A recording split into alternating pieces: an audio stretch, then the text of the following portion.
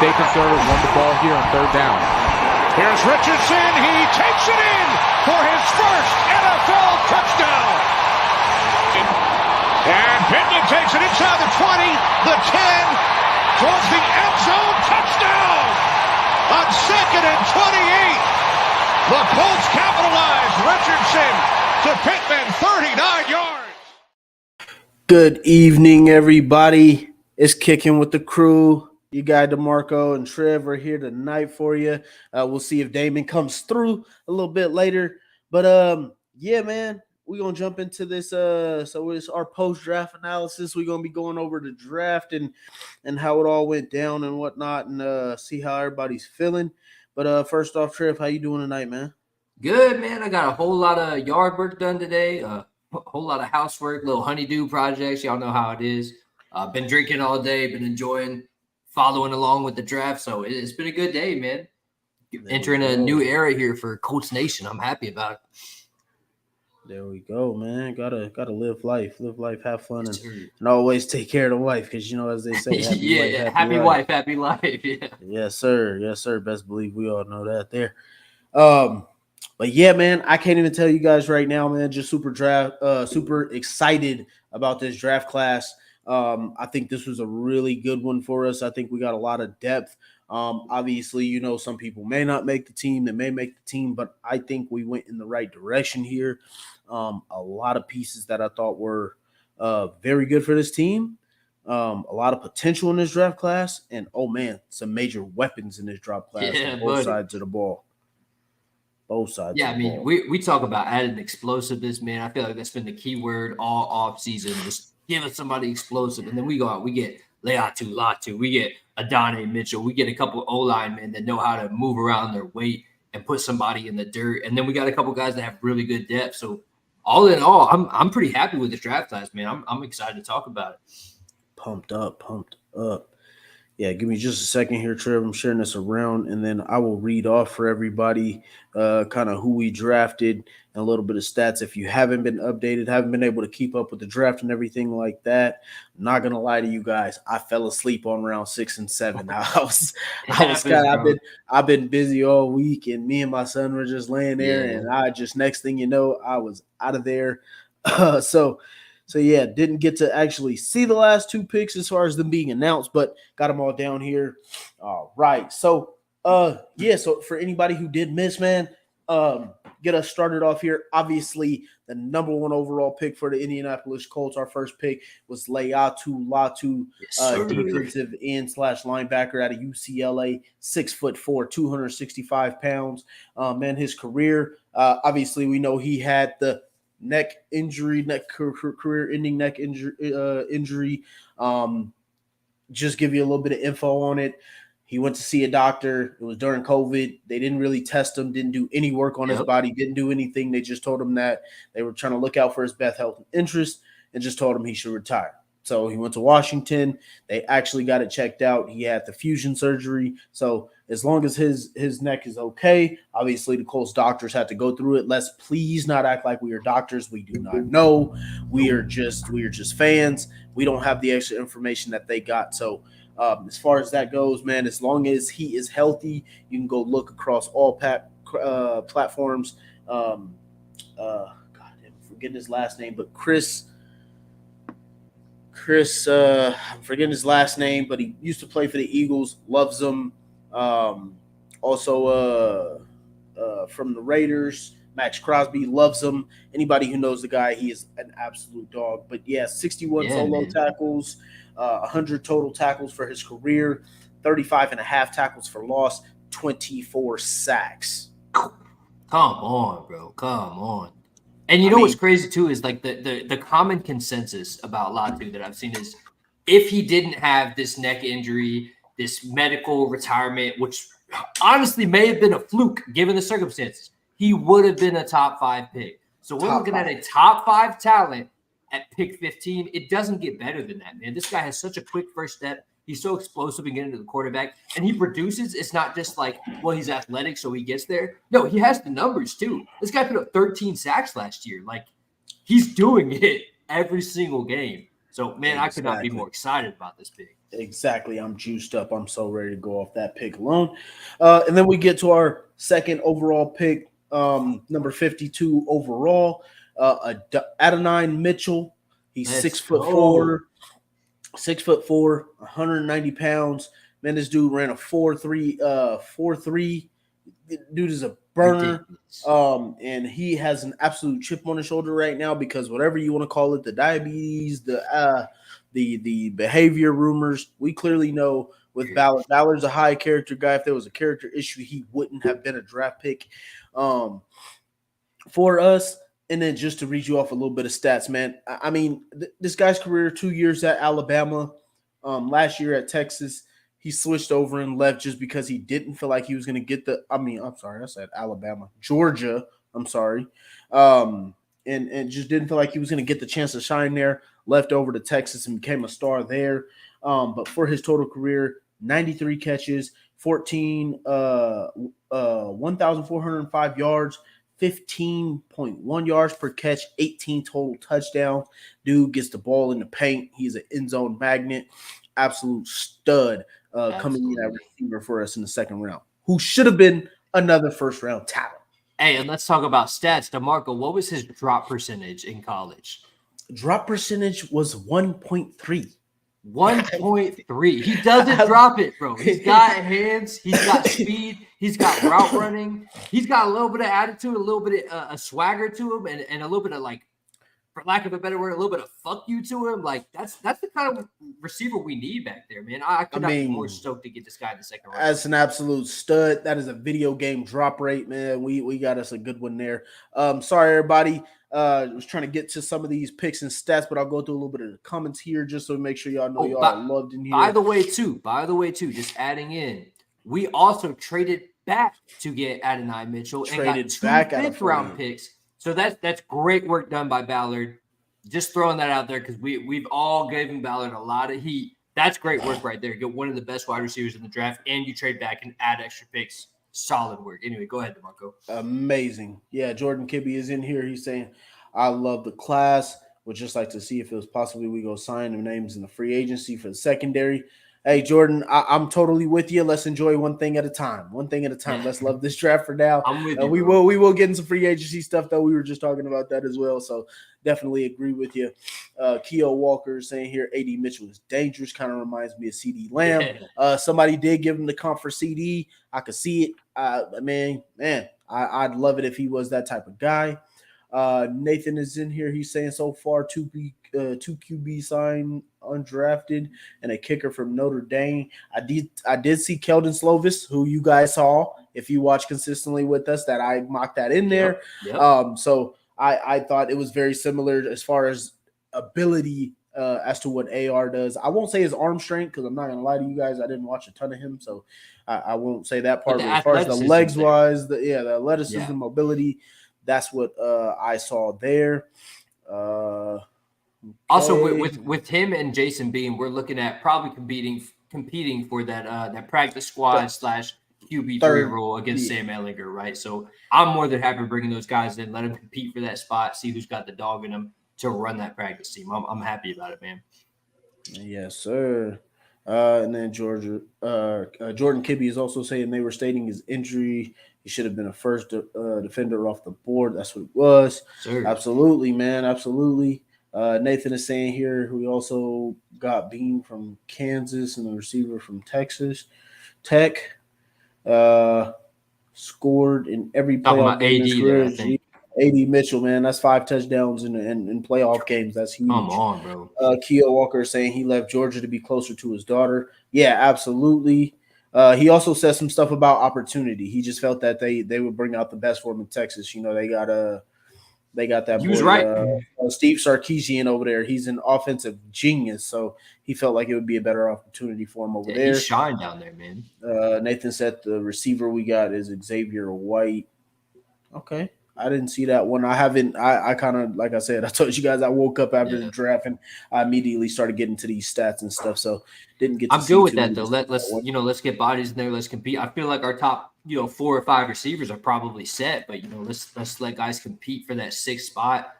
let him in there. I mean, we got our competition for the 6th spot, man. We got Ashton Doolin in there. Yeah, we got can't Anthony forget him. Gold. Like, man, we got some guys to compete back there. Guys. Paul is saying I absolutely love this draft. Me too, Paul. Me too. Latu is a 15th overall pick. We need to put pressure on the QB so we don't have to rely on the secondary so much. Absolutely. Thank you for understanding it.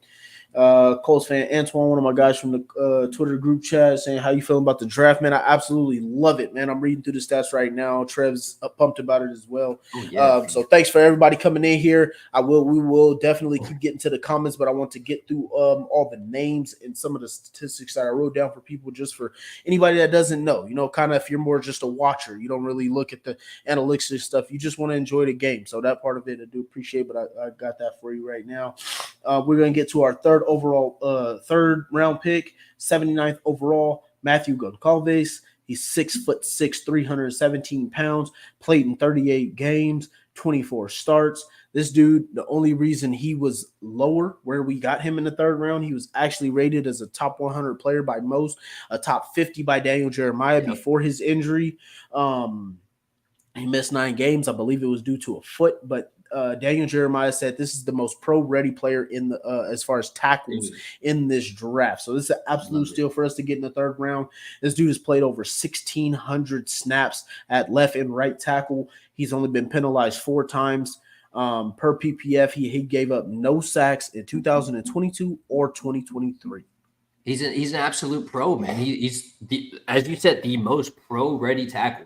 Just stick him in, plug and play. And we saw that last year too with Blake Freeland, plug and play, just able to step in and make an immediate impact. I imagine the same for this guy, and potentially, down the road, we could see him taking somebody's job. I don't think that's out of the picture. I think this guy is a future starter. Now, I know the immediate reaction when we trade up in the third round and we draft a tackle is a little bit of confusion, a little bit of like, man, we need to what are we doing? But this guy is a great pick. I know it wasn't like the sexy pick in that moment, but I think this is the main one. We look back a year or two from now and go, man, I'm glad we got Matt Goncalves on the roster. Absolutely. Keo was saying here, Alec Pierce is in shambles right now. I don't want to say Alec Pierce is in shambles though, man, because for me, if you think about it, last year we had 4 wide receivers that were literally active every week on game day. We are 1 or 2 injuries away from having tight ends play receiver. Having nobody, bro. I think we should definitely keep some of that depth there. But I could totally understand if he could end up being the odd man out. But I would like to see Pierce get more of a chance with AR or Joe Flacco if necessary. Pray to God not. But just to be able to give guys chances to put the ball in their hands and let's see him go. Yeah, I'm gonna get to that one next. So I'm not gonna announce that name just yet. Just trying to get to some of you guys' comments in there. Well, and I think too with Pierce, like now that we have guys that are able to play and we can actually have a rotation at wide receiver and not just rely on the same 3 guys, now you can see him really play his role, go for those deep routes and do what he has to do out there and give us a deep option. Maybe he's not on the field every play, whatever, but he can do what he does best and be fresh when he does it. So honestly, this might be better for Alec Pierce. Yeah, I also just hope that he's working on his craft to where he's not just a go route guy. I want him to be able to expand his route tree so it's not just playing his role. It's hey, you can go do anything. Whatever we need, I want him to keep working on that. And I still have hope though. I'm still very optimistic about Alec Pierce, man. Me personally, I'm just a guy that likes to have depth. Just because it's like every time we play a team and like say their star player is down, right? You get some 4th, 5th string receiver from who the hell knows what university, and this dude is ripping our DBs apart. So I'm like, why don't we have that? Like, why don't we have that? So I want that depth that can come in. Like that's what I see. Our 5th round pick, but that's not even the next name. So my bad. We won't get to that name just yet. But Nathan here is updating us. We got a Jablonski Green, what a name, defensive line, South Carolina as an undrafted free agent. So welcome home, man. Welcome home. But we move on to our 4th round pick, 117th overall, Tanner Bortolini, 6'4", 303 pounds. He's played in 35 games, 28 starts.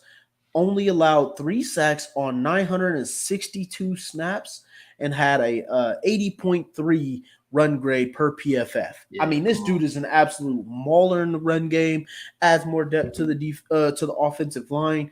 I just love the player that we got here. You know, Coach Partridge had a ton to do with this pick here, but man, just loving what we're doing with the offensive line, staying nasty. Yeah, and you look at what Wisconsin does in the college game, right? They love their running backs. They love their rushing Run the attack. rock. They do that all the time. Tanner Bortolini, a big part of that for them previous years, and now we bring that same attitude, that same mentality, and that really a similar scheme to Indianapolis. He's going to excel for us, man. I don't know, maybe down the line 2-3 years from now he could be a starter.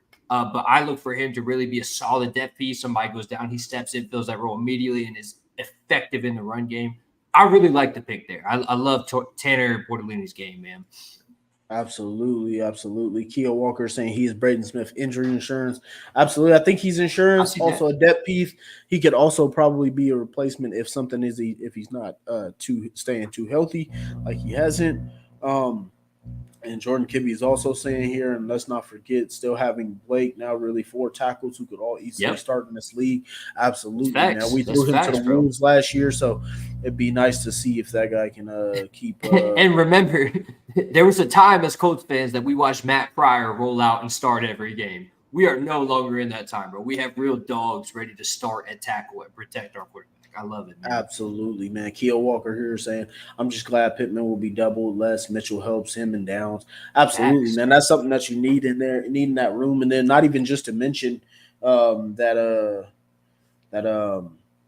Adonai Mitchell runs the 4-3. Our next pick here that I got stats to read off of also runs a 4-3. So Come let's go on. ahead and jump into that next one. As a matter of fact, that's going to be Anthony Gold, receiver out of Oregon State, 5th round pick, 142 total. He's only 5'8", 174 pounds, but dude has the speed. Over his career, he caught 84 passes, 1,360 yards, 6 TDs, and he also has 2 punt return TDs. This dude is an absolute blur at the receiver position. He has a 1.5 10-yard split. I mean, dude can absolutely move. Smaller guy, and many consider him one of the best college football returners in the game. So that's really huge for our special teams. And we really look to where these kickoff rules have changed and where it looks like return is going to be a big part of the game again. I love having a guy like this that can be a weapon in special teams. Also, if you've ever wondered what I would look like as an NFL player, he's the exact same height and weight as me, but he's about 10 times faster, bro. This guy has moves unbelievable, man. I'm so excited getting to see this guy play the return game and how that all is going to look with the new kickoff rules. I love it. Yeah, man. Love to see it. Love to see that guy. And again, adding to that receiver Just room, don't let him get I think, hit, bro. He's my size. He can't take a hit now. Yeah, I'm pretty sure he'll know to get down and whatnot. But even still, I think it's just one of those things where I love that we added to the receiver room. We already got some big guys in that room, so just love to have it. He's taking over that Isaiah McKenzie type role, going to play some slot. So I just think it was really good for us to keep adding to that receiver room because receivers, they have the highest miss rate in the NFL as far as drafting receivers. So to me, you should always try and grab one because you never know the one. If you put all your eggs in one basket of one, it probably might not work out. So it's always good to keep trying to add to that room. We got our other co-host here, Zach Davis here saying only miss in this draft by Ballard was not drafting a late round running back. I know depth was lacking, but would have loved to just see him taking one simply just to compete with Trey Sermon, Evan Hall, Goodson, and JT. Yeah, I do agree, man. I'm not going to lie to y'all. There was only really one name I wanted to call this entire draft, and it wasn't a first-round pick. It was Isaac Guerin, though, man. And I tell you right now, when his name came off the board to go to the San Francisco 49ers, I was absolutely hurt. So, but I would have loved another running back in this draft just because there were so many speedy, shifty guys that I think could be very complimentary to JT. But like you did name those 4 guys down there, I think that's exactly why. And Shane Steichen and Ballard kind of stated that after. Yeah. So I am hurt by not adding another running back, but running backs, even though it's my position and it hurts me to say, but we're a dime a dozen. So there's gonna be plenty more next year, and so For sure. that's just what it is. What up, Damon? Damon has joined us. Welcome, bro. Everybody. Welcome. Damon, how you feeling about our running back depth without drafting one? Man, I don't blame Ballard for not taking one in the draft. Whenever I saw the names that were still available, UDFA, he just didn't get any of the guys I wanted UDFA. But DeMarco not yet, still going. Like DeMarco was saying though, it was kind of shocking to see the amount of, 1,500 to 2,000 yard backs available in the 6th, 7th round. Crazy. Like Braylon Allen, that kid out of Wisconsin. He was second to JT. To like the 5th round, right? And he went for like what? He's a dog. 1,900 yards last season. He's built like ridiculous. A great god. But that's many people. Amani Bailey that went UDFA was literally TCU's offense this year. Very similar to Evan Hull at Northwestern was Amani Bailey this year. So a lot of that could be usage. But you're seeing like a paradigm shift in the league of running backs being undrafted, just absolutely devalued. 4, 5, 6, 7. Devalued, but they also look to just add by committee, right? You look at multiple teams that now have several of these guys, even though they drafted them late or signed them for cheap or whatever. But now everyone's looking for that running back committee. Correct. And I'm not mad at it either. I'd love to have a committee here with the talent we have in Jonathan Taylor. Evan Hull is a really solid backup. I want like one more guy though. Yeah, if I had like my choice of setting up my RB room, it'd personally be like you got your workhorse, right? Like us with JT. Yep. Then your second running back should be your type of scat back, your receiving back, your speedster, guy that can change the speed. Then your third guy should be your all-purpose type guy. A guy that can pretty much do everything that if your workhorse goes down, your all-purpose guy can do anything. He can come in and take over, and it's not going to be like the biggest drop-off in the world. I agree. You got to be prepared for your starting running back to miss 2-3 games a season. Yeah, I feel like, but like Mm-hmm. my running back room for me is going to have a situation where your 2 some weeks you feel like should be your 1. Yeah. Running backs are like exactly. running backs are like batters in baseball. They're hot and they're cold, man. And you got hit in the hot hand whenever they're hot. So, exactly why I wanted Isaac Guerrero, man, the most explosive player in all of college football. I feel like every time he touched the ball, it was 12 plus rushes, 20-yard receiving. Just man. So I mean, again, I know we kind of wanted that pick. I understand why Ballard did what he did. Actually, our next pick was one of my questionable ones, but I just think that like with who we have, it would have been tough to see how the depth chart would have been, but obviously Goodson would have been odd man out there. Yeah, I agree 100%. But the running back is like so far bottom to me, like as a need right now. That I'm just not. It's not a big deal. No, not at all. Now, DeMarco, I do want to pull it back to because we were talking about Anthony Gold a little bit ago as our last prospect. This is the only pick. As much as I like Anthony Gold and I like what he brings to special teams, I do want to highlight. Here's just a couple names that went directly after him that we could have got. So we got J.D. Bertrand, linebacker Notre Dame, Austin Booker, edge out of Kansas that we had talked about, Chris Abrams-Drain, the cornerback from Missouri was one I really wanted. That's what a couple other notable names: Tommy Eichenberg, linebacker Ohio State, Josh Newton, cornerback TCU. There were a couple guys here that I feel like just addressing needs we could have picked up there. Again, I'm not mad at getting Gold, right? I love having a special teams weapon. I can't wait to see what the guy does. But me personally, I would have loved to get Chris Abrams-Drain right there in the 5th round. That's it. I don't want to call it a miss because I haven't seen the guy play, but it just going needs, right? I would have loved to get a cornerback there. But we can go on and talk about the guys we got later on in the draft for sure. Ballard has to see something in that cornerback room because he is overly confident in it. And I'm telling you now, he's rocking with the guys he's got. There's 2 things to the season, and this is a flat out truth. Record this now, in a sense, to me. This season is literally going to come down to AR's health for Ballard's job and that cornerback room coming through. That's just my opinion. If that cornerback room falls flat on its face and it's 2015, 18, 19 Colts, I can't see him keeping his job, dog. I mean, I don't want to be like a prisoner of the moment, but right now I'm like a big Ballard truther again, dude. But Like, I am like too. this is I such am a too. good But I'm draft. saying I know what you're saying, and I agree he's with you. But overly like, confident right in that now, I'm quarterback just room. like, Overly I agree. confident. I agree. I Because can't. There was I some, don't. Me there was personally, I don't think there's no way that this secondary gets worse. Personally, I just think that what they learned in year one, as far as Jalen Jones and Juju, those guys, and then Dallas Fowler's coming back and getting healthy, and obviously with the Latu pick, you're upgrading that pass rush. You're adding to that off that taking 51 pressure off the stat. back end. Yeah, adding to that 51 sacks.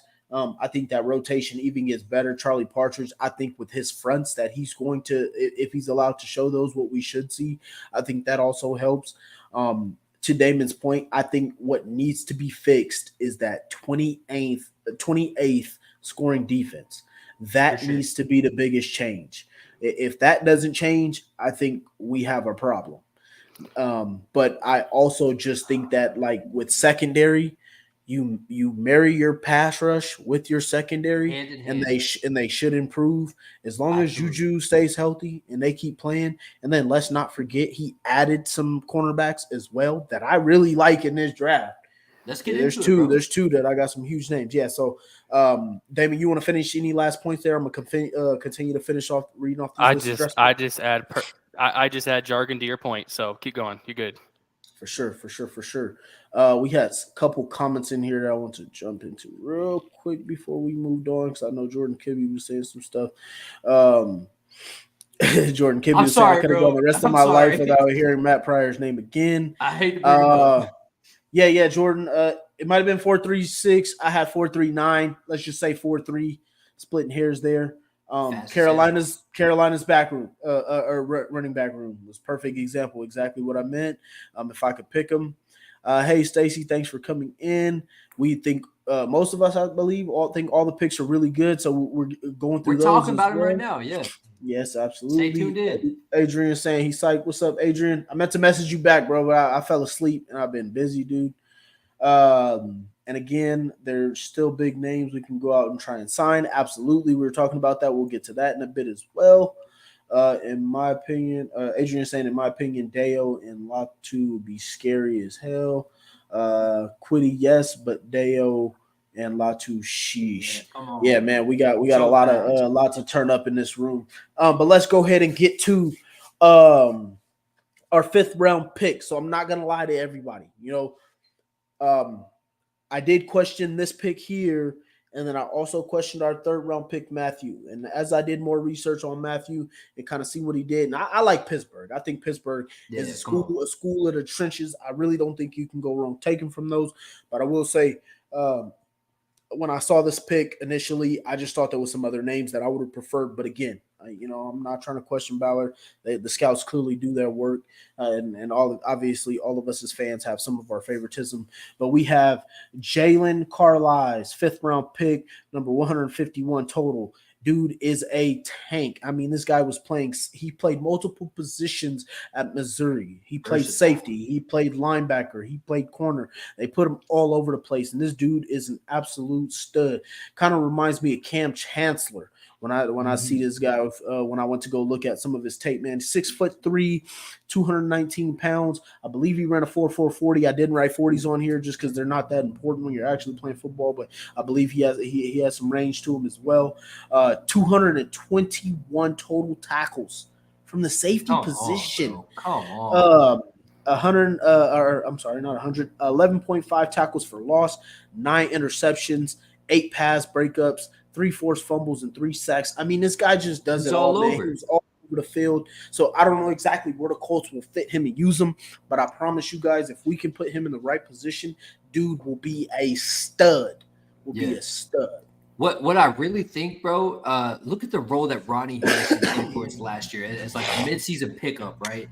No one really knew what to expect from the guy, but he was all over the field, right? Both in pass breakups and in tackles, getting downhill. And he's that same type of player that's linebacker / safety, can kind of play either way.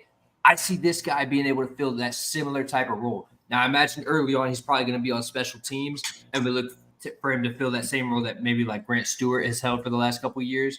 But just look a couple years from now, man, I think this is going to be one of those guys that we look back and say, hey, this is Ronnie Harrison, man. Like he's all over the field. He's doing what he's got to do. I'm excited about this pick. Maybe 2 years from now, I really like what he adds. I feel the exact same way. I mean, I always like those Swiss Army knife kind of guys that have range to them. Somebody like him too, with his size, you could tell he's been a flat out baller and he's got good ball skills. So this is definitely like a very EJ Speed type pick, which I think very comparable. I mean, EJ played safety, quarterback, receiver, and backer at Tarleton. All over. So, I mean, but those kind of athletes end up making careers in the league, you know, like a guy like Jabril Peppers, someone really comparable as well. So, I mean, at that pick, you can't argue about a guy like that. So I think that's a good pickup and add some versatility to the defense, specifically within depth as well. Absolutely, man. DeMarco, you're muted, my man. Absolutely, man. Once I went back and watched the tape, man, I just started liking the guy more and more, man. Also to note, just real quick, Missouri's defense was really good last year, and he was a big part of it. So they were top. Look for him to be top 15. They were top 15. They were up there. I don't know where they ranked, but they were very high. I thought Robinson, their defensive end, I thought he was going to be more higher rated. Watching him play, but as far as teams picking him as way his stuff came off, teams didn't see him as highly. But I thought when I saw a dude playing at times, I felt like he was one of the best defensive ends in the nation. Potential steal here, potential diamond in the rough is what I see. They actually had a really good team. Now I'm thinking about it. Not to get off topic. I mean, that Cook quarterback and then their running back Schrader went for 2K. What's his name? Oh my God, I can't believe it. Luther Burton. Luther Burton might be the best receiver in the nation next year. The way he did my Florida squad, I might have to. They gave LSU a game too, bro. Watch out for Missouri. They won at Georgia. They won at Georgia. Remember? Y'all remember the game that the Tennessee Titans played versus the Vikings when Justin Jefferson caught the ball and then split the safety in the safety in the corner, and the picture of them just sitting down like facing backwards and him just running with the ball looking at them. That's how Luther Burton did the Gators in the game, and he was just pointing at them sitting on the ground, bro. I was like, oh my God, he's cooking us right now, dog. Missouri's got some dogs, and we got one of them in the 5th round, bro. I'm excited. Man, so, I honestly wouldn't be mad if we had another receiver like Luther Burton. You never know. I don't think we're picking anywhere near that high, but yeah, man, it'd be a good one. But let's go ahead and jump to our next 5th round pick. Another finally got a DB. And their names are spelled differently. So Carlisle's is spelled Jaylon. Simpson's name is spelled Jaylin. So 2 different Jaylens. But Jalen Simpson, this is cornerback out of Auburn. Man, this dude right here, he's a stud. And I'm talking about DBs out of Auburn. They just play different, man. The reason DBs from Auburn slip is because they're small. They're all usually small. That's literally the issue with them. Obviously, NFL want the big prototypes, the guys that they feel like the Julius Prince. But I'm talking about technique-wise, these dudes are sound out of Auburn. So here it is, 5th round pick, 164 overall, 5'11", 179 pounds. Like I just said, small, 116 tackles, 7 interceptions, 14 pass breakups, 4 tackles for loss, and 1 pick. I'm talking about when you go turn on this dude's tape, he's just all over people. It's like first team all SEC too. It's like putting glue to paper. I mean, like this dude, he plays so well. Got his hands on a lot of balls, and he had 1 pick 6 in there. And I'm talking about you cannot spell athlete without putting Jalen Simpson's name in there. I'm telling you now. And that's one of the things that Ballard really does great is bringing these freak athletes. And I want to highlight what Damon said too. I'm going to pass it off to you in a moment. But first team All-SEC in the 5th round. I mean, come on. This is the highest level of competition in college football. And we got one of the best in his position that late. Like the entire trend of this draft is steals, bro. We are robbing the league blind with these picks. But go ahead, Damon. No, just to add to that point, man, first team all SEC, and you watched half the guys he guarded in this year's draft go in round 1, 2, and 3. So and he locked them up.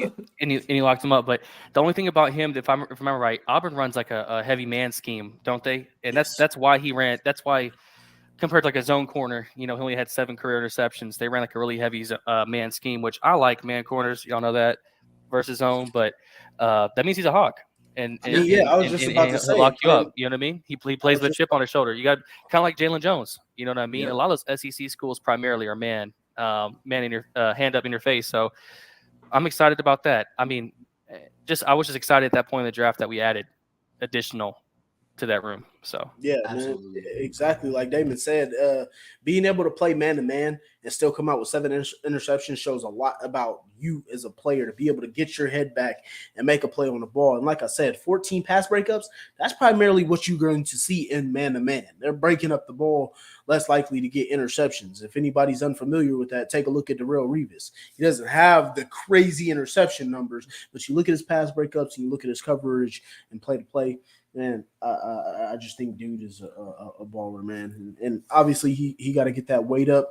But I think these last few defensive backs that we got on here are very similar to Isaiah Rodgers-esque. So I felt that vibe. Yes, sir. Hindsight 2020. Never mind. Keep going. Yeah, I mean, Hopefully none of them hate. gamble. That was a dumb. That was. Oh I mean, no, yeah. that was dumb. We should have just kept him. But Damon was talking about cutting him, Trev, not necessarily gambling, but I think we should have kept him as well. It's crazy because the Eagles, they got some cornerbacks over there. They took Terrion Arnold and they took Cooper DeJean, so I don't know what they plan got going. He might be on the outside looking in, so he definitely is a year out of the league. He can come back home. Yeah, come back home. We would take him with open arms. Yes, we do. Adrian saying here, Ballard made me eat my words. I hate to admit it with these picks. That player is a baller. Damon, he shares a very likely consensus with you on Ballard. He was waiting for some DBs a lot. This is my boy Adrian. So to see him pretty happy about the draft, man, says a lot. Hopefully these guys work out the way that we need them to. And this is what Ballard does, bro. He frustrates us in free agency, and then he reels us back in when he cooks in the draft, bro. Exactly. You just need to win. We're going to get to our 6th round pick, and it's a small school baller here, man. I'm gonna tell y'all right now, not too many people sit through and watch Marshall, the University of Marshall, play football, but I'm telling you right now, they got some good DBs over there. They can coach them. Stephon Gilmore's little brother even plays over there. But this is our 6th round pick, cornerback Micah Abraham, whose uncle played for the New York Jets back in the day. His dad, played for the New York Jets. He's our 6th round pick, 201 overall. He's only 5'10", but he is a little bit bigger than our other corners at 185 pounds. But this dude, he plays. I mean, this dude is a football player. He's not just one of the guys that just go out here and don't try and play and stick his head in there to tackle. This guy has 150 tackles. He has 12 interceptions for his career, 43 pass breakups, 1 forced fumble, 2.5 tackles for loss. I mean, guy plays football for real. And obviously, a little bit of a small school being over there at Marshall, but the dude absolutely plays ball. Love this draft pick, man. Hey, listen, I saw a clip from Tyreek Hill recently. He was talking about just, various players, but one comment he made that stood out to me was small school guys grind harder. So that's what you look for in these late round picks, man. People that may not be the big names, may not be the highlight picks, but me as a Sun Belt fan myself, I'm a big Raging Cajuns guy. I know Marshall has a team, bro. Like they are tough to play, and he's a big part of that. I'm very excited to get Micah Abraham in the 6th round, and I look forward to him competing and earning a spot in the rotation, not just the roster. I think he's going to make the roster. I'm looking for him to earn a spot in the rotation, bro. I think he's going to do that. Yeah, man. I see him, like I said, like a very Isaiah Rodgers type. A couple years to develop into being really one of those guys that you're going to see consistently. Yes, sir. But I think just what his ball skills, obviously shows he can get his hands on the ball, not afraid to tackle.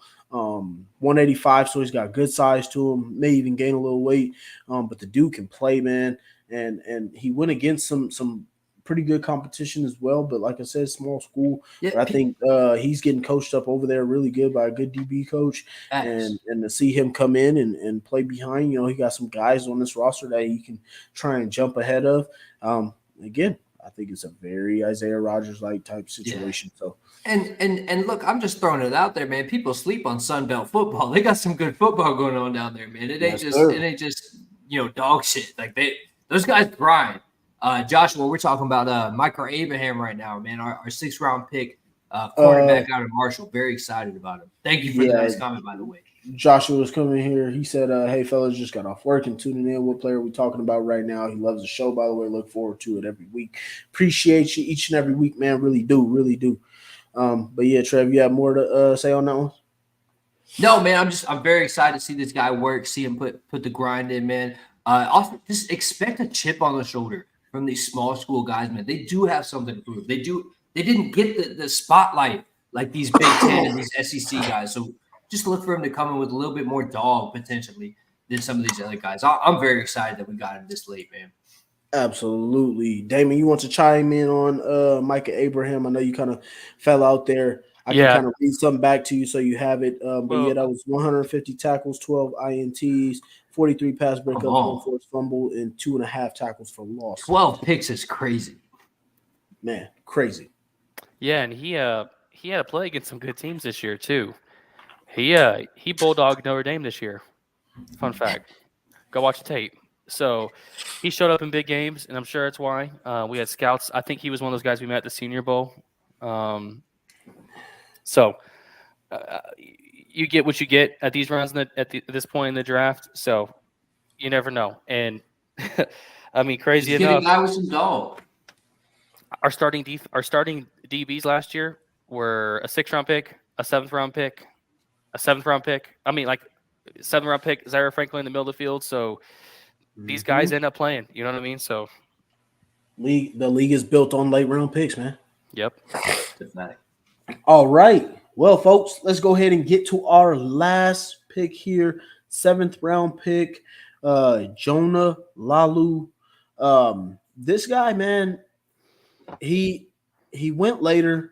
I believe he was at Hawaii before he transferred. This dude, he has some skill. He has some intangibles.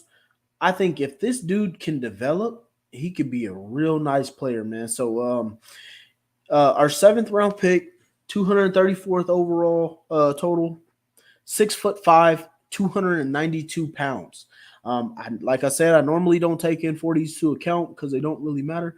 But when you're 6'5" and 292 pounds, you shouldn't be able to run a 4.9. Yeah, if you see 5 at that size. If you've seen a picture of him, he's built like an edge. He really is. Dude is built like a massive edge, 3 technique. He had 102 career tackles, 10.5 sacks, and per PFF, 95 pressures. Come on, man. In the 7th round, we get a guy like this? Come on, bro. And so, again, we're not trying to sit here and say that all of these guys are going to be Hall of Famers. Everybody's going to be a stud. Everybody's going to make the team.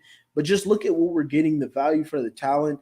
It's if guys can develop and become players, for where you get them. So, yep. I will say this is, as far as like a draft perspective, this has been one of Ballard's more low-key drafts, which I'll agree. I feel like, just after only 9 picks. You know what I mean? So I feel like this was definitely a depth building. I sat there and I thought about this draft and I was like, you know what? I like it. I like what we did because I feel like the bullet holes we take during the season are often the picks that we're missing out on right now. O-line depth, edge depth, back end, safeties get banged up.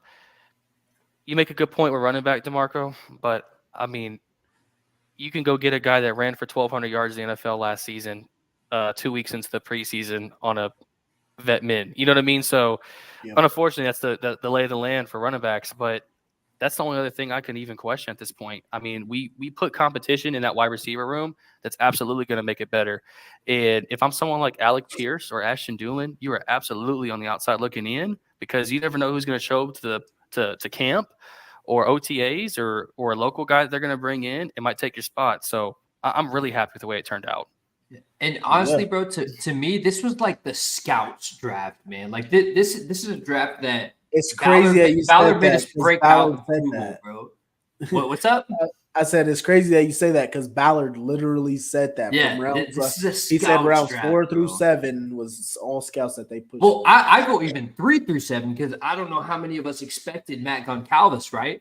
But this feels like one of those that we had to sit down and be like, all right, it's not a big name, but let's look at the guy's production and what he brings to the team. And every single pick from the 3rd round to the 7th was not a big name, but is all someone that brings something to the team that we either didn't have before or we look forward to adding to the team, man. And I think he knocked it out of the park despite not getting any big names after the 2nd round. But for what it's worth, those first 2 picks, man, you get Latu and Mitchell, those both were like 1st round guys that we got later than they should have went. So honestly, it's a steal all the way through 1 through 7, man.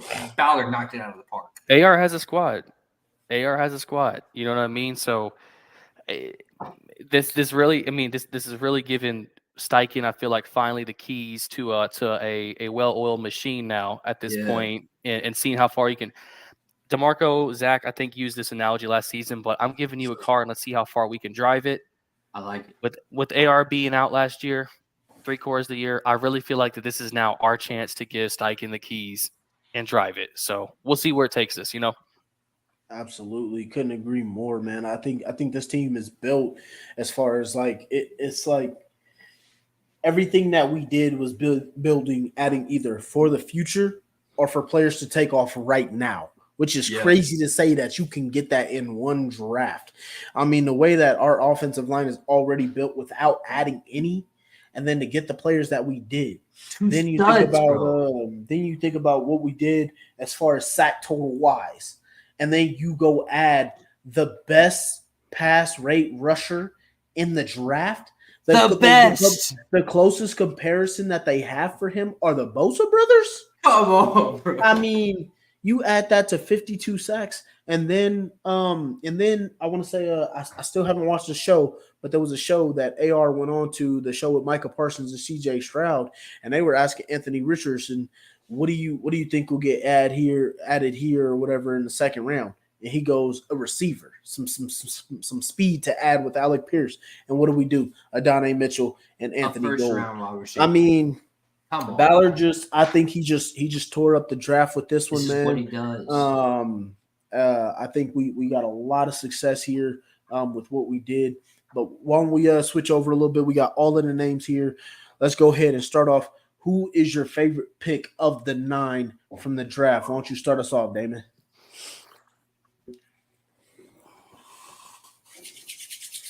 It's gonna have to be Latu. I was really weirded out about it. You can go back and watch my reaction. I was really weirded out about it at first because we had the opportunity to take anybody in the draft at defense. Mm-hmm. But if you think about the wrecking ball he could be and the help they could give the back end, he's the most important player we drafted this year too. So I'm sticking to my guns here. It's got to be Latu for me. Yeah. That's your favorite, or think most of you think is your favorite? Both. Okay. It's both. You know what I mean? Yeah. Man, I did love the Latu pick, man. And to be fair, I wasn't on the draft show, unfortunately, but I was in the group chat. And I was saying, man, I thought we should have took Dallas Turner there in the moment. But after like really sitting down and looking at it, bro, we talked about it in our mock draft. I believe Latu was available in one of our mock draft episodes that we did. And we were like, we're a little worried about the injury history. Dude played 2 years straight, set incredible numbers, had 0 injury worries. All right. So I really think that's kind of out of the question at this point. So I do agree with Damon here. Is this also your favorite pick, Trev? No, my favorite pick is going to be A.D. Mitchell for a couple reasons, right? First of all, I said it earlier, but I'm going to say it again because I was so hype about it.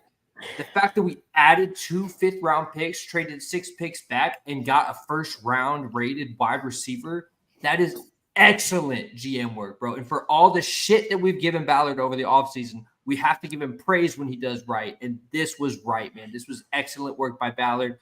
And also, I just real quick want to address any of the negative comments talking about like character and this and that about A.D. Mitchell. Man, Ballard said it best. It's bullshit, bro. Get it out of here, bro. This guy is a dog. He's going to come in and compete. He's going to come in and potentially be like Rookie of the Year candidate offensively. I really think he has that kind of ceiling. starting year one. I could not be more excited about adding AD Mitchell to this offense, man. But go ahead, DeMarco. Absolutely, man. I love your passion for it too, Trev, man. Love it, love it, love it, love it. And Damon, I just wanted to give you an update because I know you said something about this one earlier. But Missouri running back Cody Schrader signed with the 49ers. I wouldn't have minded adding him, bro. They literally got 2 running backs that went for like, 2,000 yards last season. And they already got Mitchell and CMC. Like, that's ridiculous. Crazy. Just crazy, man. Unfair. That's ridiculous. What are the 49ers over there doing, man? The 49ers and the Chiefs, they running the damn robbed ball. this draft. Yeah. They robbed this goddamn Where did draft. Audric Estime go? Audric Estime went to It had to be somewhere like Pittsburgh. no, it wasn't the Jets. Who did he I don't remember, man. I saw him I get saw We had more arguments Oh, yeah, about man. that guy on this show this year. picked. than Audric any other. Estime went to the Broncos. Yeah, the Broncos. Pick 147. He went a little bit after Anthony Gold. That's a weird pick. He's trying. Sean Payne's trying to get him a Mark Ingram. Look, you're gonna see that guy. I mean, I don't know how much he does overall in the league, but you're gonna see him on a couple goal line stands. 4th and 1, they need it. Give it to Estime. He's gonna run somebody over like that. I liked him. That's I what he liked does, him. bro. I liked What him, he and they does. ran me off y'all ran me off the show this year when I give No, him any compliment. I'm a big Estime. I'm a big. Y'all Notre ran Dame me fan, off the show. Who? He No, just that had was a me. slow forward. That Oh, me. I He just didn't. had slow forward. That Dak was. ran me off I the show. didn't. Yo, I hating mean, on his 40 time. That guy's a truck, man. I mean, but some people was putting the guy as like a second, third round pick or whatever. No, I'm come like, on, bro, He I'm went. not, He went where he that should have ain't- went. He went where he should have went. To be fair, in the 5th round. But anyway, DeMarco, who is your favorite pick, man? But yeah, man, my favorite pick, man. I'm gonna also. I hate to pick the same pick, but I'm also going with Adonai Mitchell. Give me that. Oh man, I just man. I was hoping that we were going to get one of those elite receivers, whether it be Neighbors, Marvin Harrison Jr., Odunze, Brian Thomas Jr., who I thought we were closest to getting. Now Yeah. I thought that was, or Xavier Worthy, and it never triggered to my mind because I didn't have.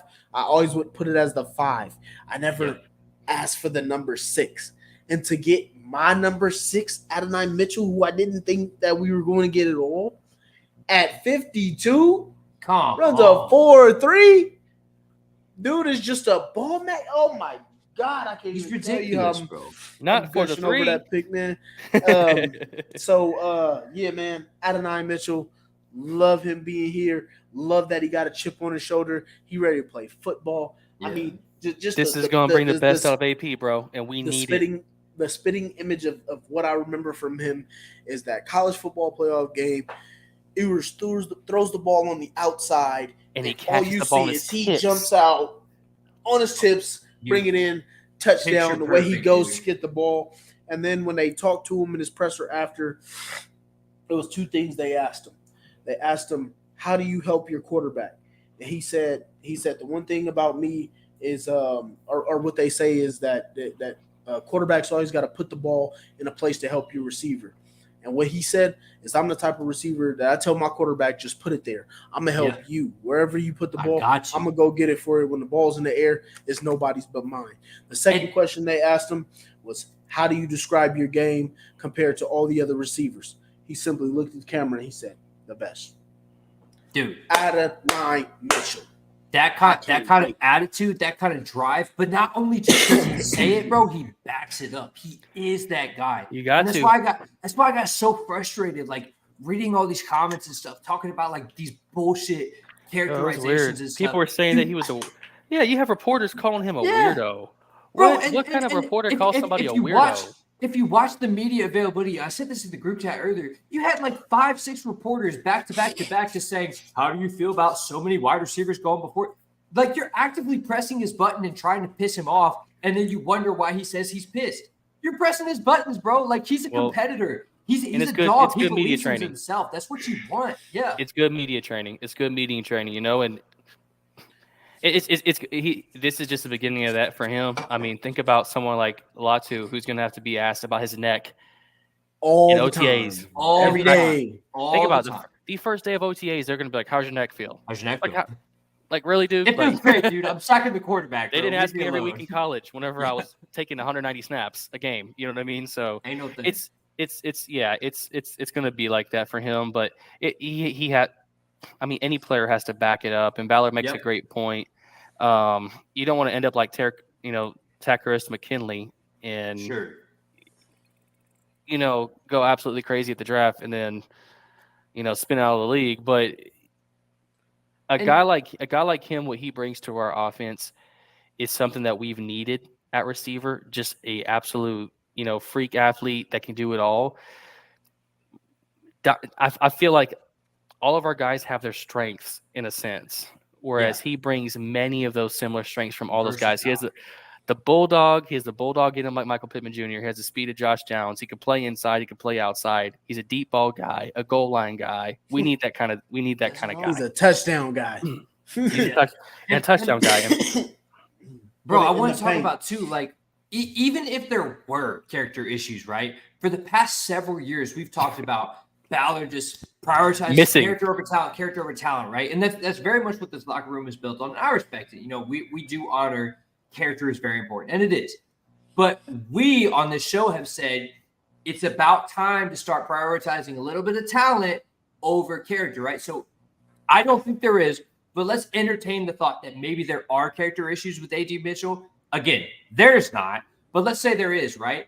This locker room is so built on character that they could police any kind of attitude, any kind of diva, ego, whatever, that someone like that might bring to the team. It wouldn't even matter if he did have character issues. So everyone needs to just relax on this shit and accept that we got one of the best wide receivers in the draft for way lower than he should have went because teams were worried about a bunch of bullshit, bro. I could not be more excited about this pick. Best pick in the draft to me. Love it. I'm so excited about it. And I don't mean that is no slight to Latu at all for me. No. I love the Latu pick too. And I remember when we were talking about it before, I was telling Damon and Zach, I don't believe you were here for the show, Trev. But I was like looking at the pass rushers and whatnot. If it's not for Latu's medical history, obviously I didn't know much of it at that time. This is the best pure pass rusher in the draft, and if we got our hands on him, we going to work, bro. So our first two picks, man, I like the way it's got me feeling in my heart of just thinking about talent in football players as a whole. I feel like we got the 1 and the number 2 pick as far as I'm concerned. Like, I'm even looking right here. I'm looking at Steve Smith's top 10 receivers. He even had A.D. Mitchell at number 2. This could make our team young in the future too. Another thing, you know what I mean? As we got some of these guys that were taken in the first couple Ballard drafts, hitting the end of their second contracts, getting extensions, these guys pop off. This adds longevity to our team and our roster as well. Just some things I thought about. But also in a sense, I mean, we're just now going to get into the second part of free agency. Who's to say that we don't go after a vet corner, vet safety, which I think we'll need. And then I'm as confident in this team as I've been in a long time, partially because we got the right coach at the helm. You know what I mean? So I'm excited. I am happy. And the depth is like really, really, really needed for us, especially for the long haul. So. Absolutely. Couldn't agree more. Let's go ahead and jump to that actual next part. Me and Trev were talking about it a little bit before we actually jumped in here on the show. But let's go ahead and talk about some after draft needs.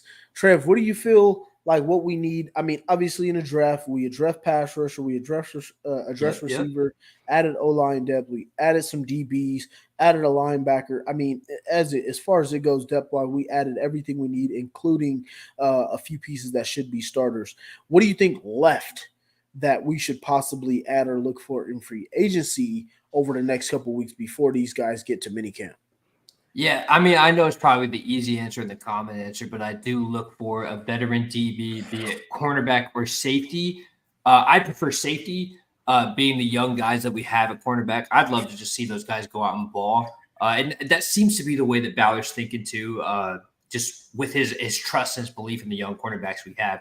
I would love to go get a safety like Quandre Diggs, talked about all the time, man. And that's wide open for us right now to bring in a guy like that. So yeah, 100%. I'm still looking at getting a safety that's a veteran that can help out Blackman back there and back up these corners too. Just bring some leadership and some experience and some preparation to that DB room. Absolutely. Damon, what about you, man? Where would you say you would feel that we could possibly add or should add getting back to free agency before? Yeah, I think Quandre Diggs is a pretty easy answer, but cornerback wise, I mean, you give me Cameron Sutton. I mean, even a Stephon Gilmore reunion, that'd be really good and easy. I mean, he'll probably end up getting the nod, I feel like, but for what he might bring to it, he's already played in our system before. My only thing is he has chosen to leave us before, so I don't know about his sake of wanting to come back necessarily, all things considered.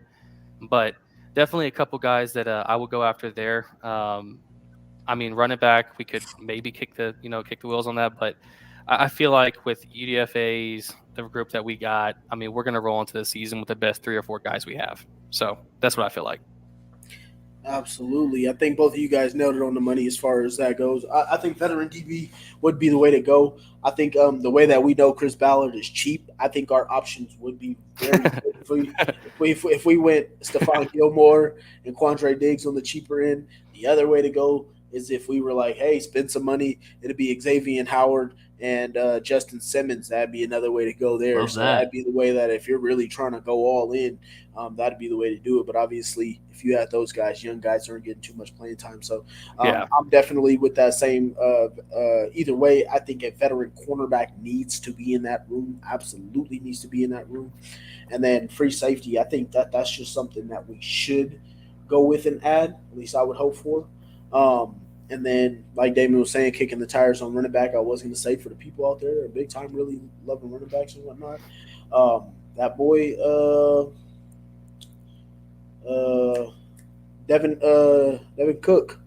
Dalvin Cook is still out there as a free agent. So if that's something that we can kick the tires on at this point in time in his career and where he hasn't had a team, I think that could be a cheap option for us to add in there in that room. So.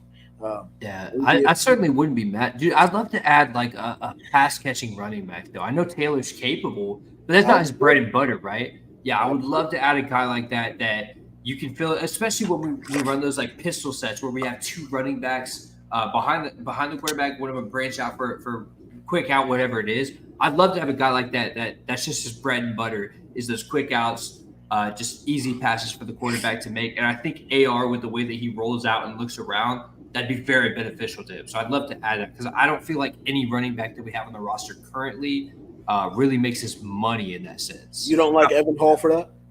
I like him. I don't love him. I don't really know. Like, we haven't seen enough of Evan Hall to say, oh, yeah, he's a receiving running back. He's ready to just take that position. I like him as a backup. I like the little bit that we did see, but I'm not confident in it yet, so I would love to add one more guy. Go get me Zeke. Go get Zeke.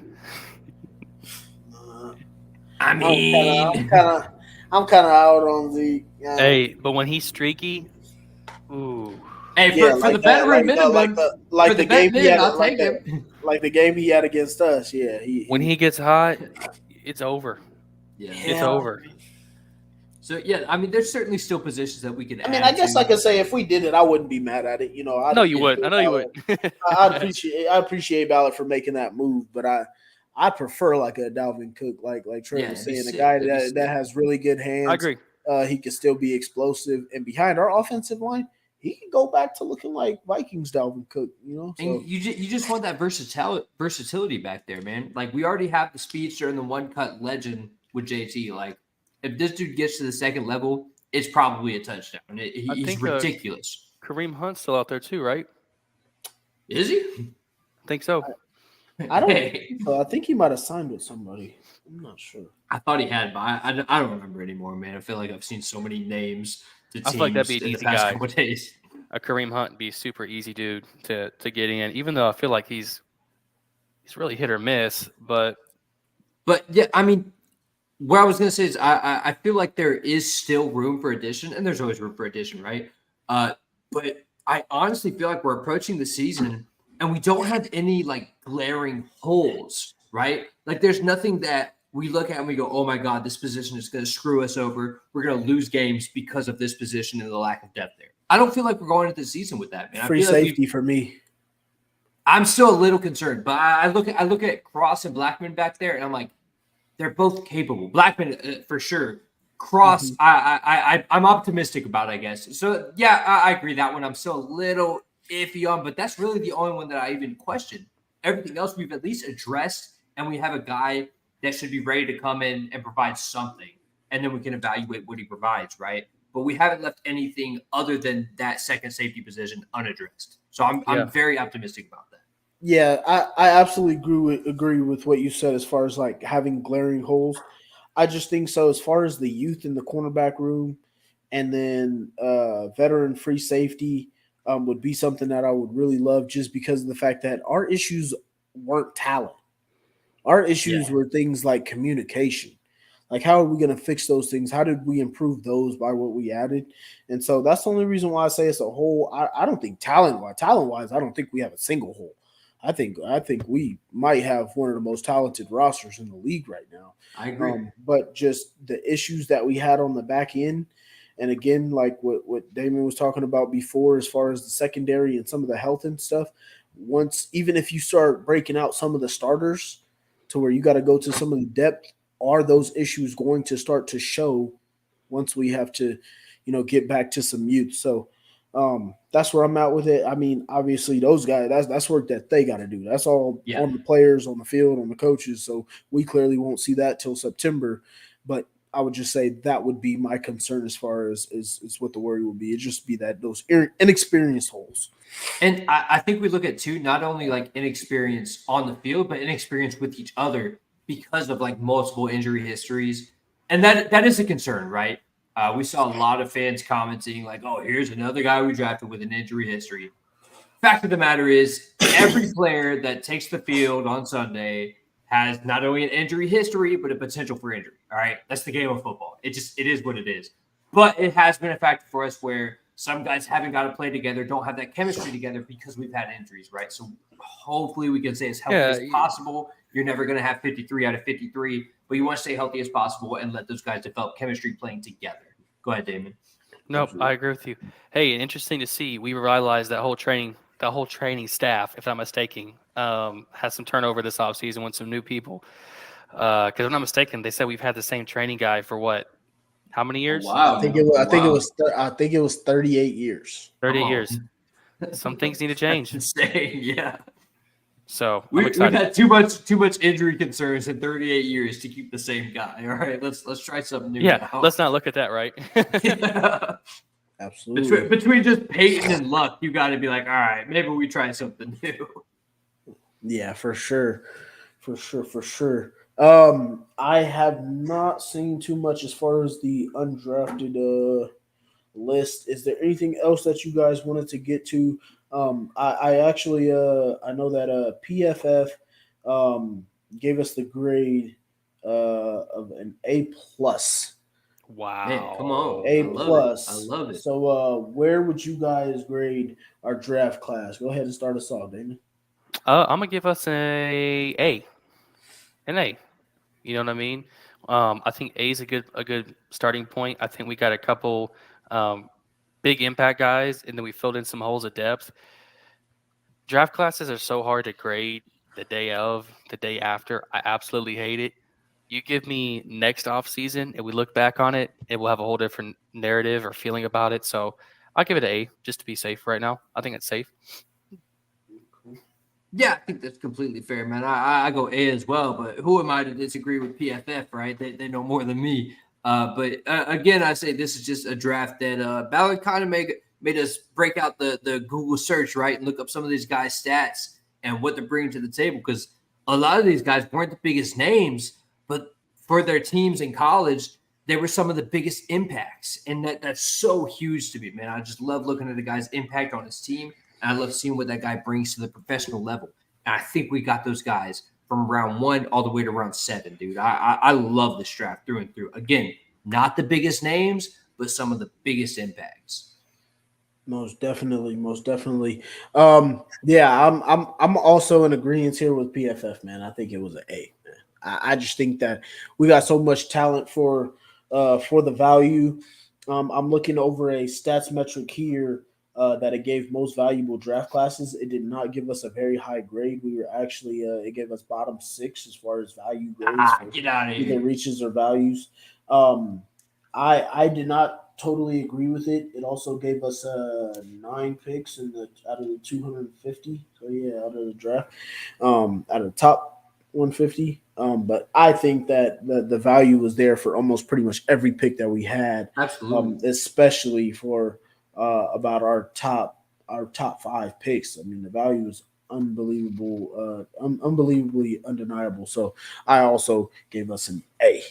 Well, and you look at the upside too, man. Like the impact for a couple of these guys is there, but the upside you look at for guys like Tanner Bortolini, Matt Goncalves, and a couple of these DBs. Like, no, they're not going to start day 1. We might not see them on the field year 1. We really might not.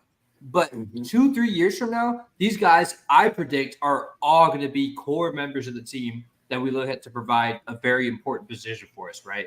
So maybe it's not the sexiest picks in some of these spots. Maybe it's not the hugest impact from day 1, but some of the upside for these guys and what they're going to provide for us cannot be overstated, man. It's so huge, and this is what the draft is all about: is getting those guys that can turn into very impactful players for us, and that's what Ballard did. Well said. Absolutely. Yeah, man. I think we killed in the draft, and hopefully we can continue to keep building on that, man. I think the draft was absolutely spectacular. So many expected. Obviously, we all wish that some of our mock drafts would have been a little bit better, or we get the players that we wanted and whatnot. But I think we absolutely killed it, and did really well in this draft, man. I think can't wait to see these boys go to work, man. Man, I want to say too, I was very loud about Brian Thomas Jr. And I do wish the best for him. I'm a big LSU guy, as constant viewers know. But I would not trade how this draft went to have Brian Thomas. I really wouldn't. I think this played out perfectly for us. I wouldn't have it any other way, man. I love what we got in both round 1 and 2. Brian Thomas, best of luck to you, man. But you're not a Colt, so you're the enemy now. Very comparable to Adonai Mitchell. He's actually a Jag. So you're literally the biggest enemy. Yeah, you're the biggest op, bro. I'm sorry. That's Houston for me, man. Second biggest, yeah. Houston's now literally like the top 3. They get more media coverage than. I mean, they're now in that bucket. So just get prepared when we play them. Just prepared. Houston and Tennessee didn't really get anybody that I wanted, so I kind of agree with Trev on being the biggest enemy. So as far as like draft pick wise, because I don't think there was anybody I wanted more than Brian Thomas Jr. as far as the value for where our picks were. But the fact that we came away with Adonai Mitchell, who I would grade very similarly to Brian Thomas Jr. Yep. I think I don't think it could have ended better for us. Could not have done, because we got a guy that, because we're talking about division rivals here, Leatu Latu is going to go out there and smack CJ Stroud in the mouth. And we need somebody that can do that, all right? Quiddy is solid. Deo Odegbo is solid. Leatu Latu might be the next QB hater, all right? That's why I wanted Kamara. If you're a Colts fan, you know what I'm talking about. That's why I wanted Kamara out of Colorado State. Yeah. We don't need those dynamite. We don't need those 50. We don't need those 15-yard penalties on 3rd and 9 when we just got them off the field. No, just sacks, bro. Just sacks. That's what Latu gets. And you watch his tape to Marco? Houston, and he's going to help us get a division title. Dude is out there like the that one video where they let the Make-A-Wish kid get the ball and he's running down the field and everybody's letting him run. He's cheering the ball, and then there's that one kid that comes out of nowhere and just bow, and he's just like, yeah. Everybody's just looking at him. That's Kamara, bro. That's so funny. Oh man. But hey, everybody, just to summarize, man, could not be more happy about this draft. Ballard, A+ work. Scouts, A+ work, man. I'm so excited about this next year, bro. Absolutely, man. Can't wait to get it going. And the best part is we get Anthony Richardson back. So let's go. Love it, man. But yeah, that'll do it for us, everybody. We appreciate everybody who came in. Hope everybody loved the draft. If you didn't, comment and let us know. Tell us what you did like, you didn't like, what you hoped for. We'll see if I can try and put something together. But yeah, man, appreciate everybody for coming through and welcome to the 2024 draft class for the Indianapolis Colts. Yes. Second vision, fakes to Taylor, fires over the middle, completes.